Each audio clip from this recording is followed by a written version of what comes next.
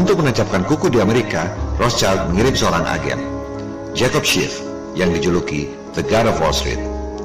Jacob Schiff kemudian membiayai semua konglomerat Amerika saat ini.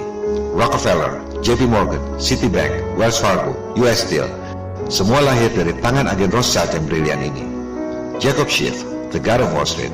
Dari sinilah lahir apa yang kita sebut sebagai elit global. Sejak awal abad 20 itu, Rothschild lebih banyak ada di belakang layar. Yang tampil dominan adalah Rockefeller dan JP Morgan. Jangan harap lihat nama-nama mereka sebagai daftar orang terkaya dunia versi Forbes, Fortune, dan lain-lain. Itu semua dihitung dari pajak. Elit global justru menyembunyikan aset-aset mereka. Mereka yang punya bank-bank di Swiss, Cayman Island, dan lain-lain. Surga penyimpanan uang bagi para koruptor dan mafia.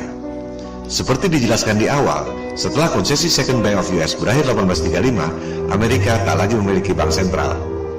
Uang dolar diterbitkan oleh bank-bank daerah dan oleh pemerintah. Bagaimana caranya supaya Amerika punya bank sentral swasta lagi?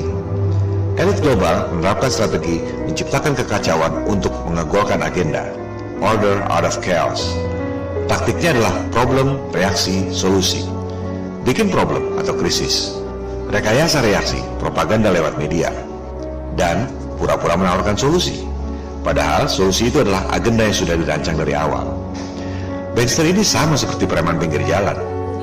Bagaimana caranya supaya preman dapat duit dari kendaraan yang lewat? Dia bikin problem, tebar paku di jalan.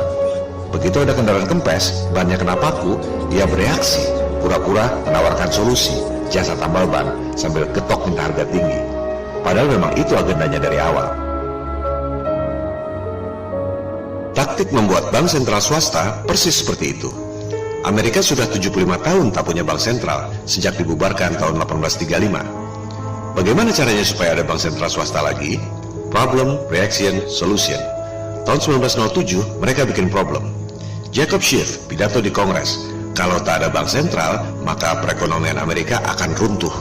Setelah itu JP Morgan dan Rockefeller bikin isu seolah-olah ada bank yang kesulitan likuiditas. Terciptalah ras beneran, Panic 1907. Begitu mudahnya membohongi orang-orang sebab JP Morgan dan Rockefeller memiliki media-media cetak. Rakyat Amerika panik, tercuci otaknya. Memang betul harus ada bank sentral, pikir mereka. Maka ditunjuklah Nelson Aldrich, mertua Rockefeller, sebagai ketua komite penyusunan undang-undang bank sentral di Senat. Cerita selanjutnya adalah apa yang Anda saksikan di awal episode ini. Itu sebabnya Undang-Undang Federal Reserve 1913 disetujui. Janji sorga untuk menstabilkan moneter dan mengembangkan bisnis. Hasilnya, langsung Perang Dunia I beberapa bulan kemudian, 1914. Tak akan ada perang dunia jika tak ada yang mendesain. Order out of chaos. Problem, reaction, solution. Apa agenda rekayasa Perang Dunia I? Dendam lama Rothschild. Gulingkan kerajaan Rusia. Bunuh Tsar beserta keluarganya. Sebuah negara tak bisa disebut sebagai negara yang berdaulat jika tak ada pengakuan dari negara lain. Begitu pula dengan negara baru, komunis Uni Soviet. Coba Anda cek, negara mana yang pertama kali mengakui kedaulatan Uni Soviet?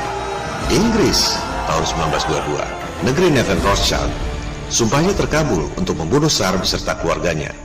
Soviet adalah negara rekayasa ciptaan Rothschild lewat paham komunisme yang diciptakan oleh cucu sepupu istri Nathan Rothschild, Karl Marx.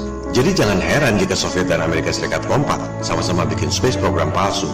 Program angkasa luar dibutuhkan oleh para elit di Amerika dan di Soviet supaya anggaran defisit dan utang pada bank sentral swasta. Mereka tak peduli dengan rakyatnya. Begitu Soviet bangkrut tahun 1989, coba lihat apa yang dikatakan oleh Presiden Gorbachev, New World Order. Dunia ini panggung sandiwara, ceritanya mudah berubah. Masih heran mereka bohong soal satelit?